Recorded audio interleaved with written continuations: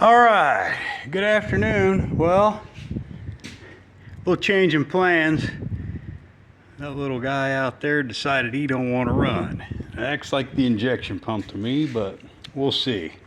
So I switched gears, and this sucker showed up. Got a muncher, a little iron worker, small one. Really all I need. It'll go, what is it?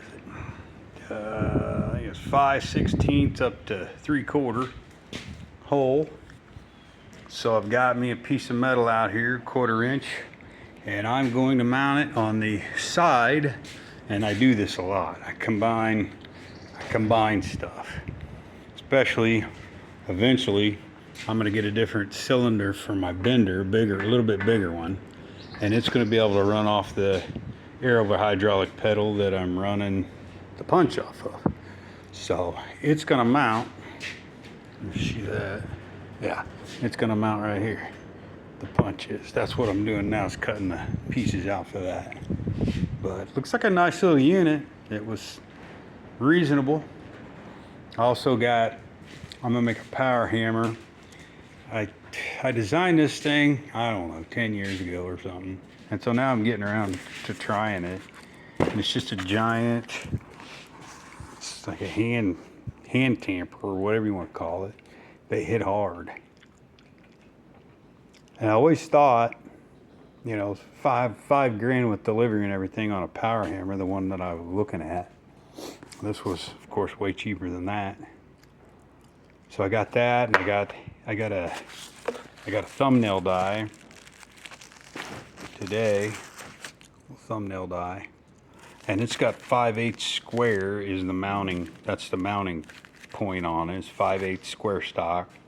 So what I'm going to do with all this stuff, this is tapered. Taper fits onto this, so it shouldn't spin. If it does, I'll end up putting a Woodruff key in it. But I believe, I got to try this out, but I think this is a weldable steel. Doesn't look like anything crazy. And so I'm going to use this to bolt it back on where it's tight. And then I'll make a mount off of this that will hold the mount, the 5/8 mount for this. And then of course I got to build a big framework and all that. It will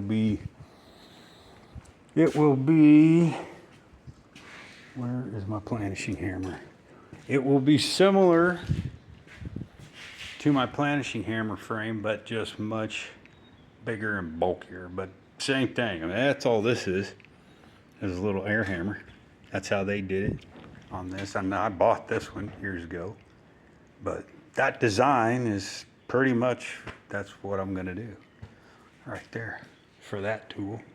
So it's just kind of getting my machines built.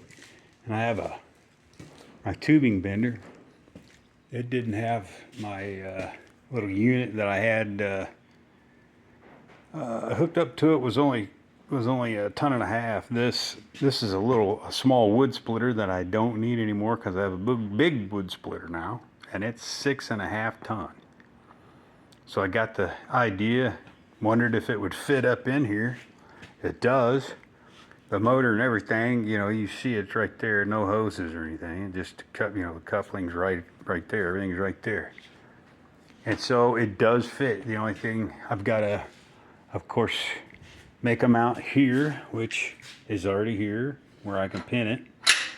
And then I've got to empty this out, take it apart, so it don't blow up when I'm welding it, but I got to weld tabs on here to be able to pin it here. But it will work. That's the whole thing, and it's stuff that I have, so it's cheaper that way. If you hadn't figured out yet, I'm running on a shoestring budget.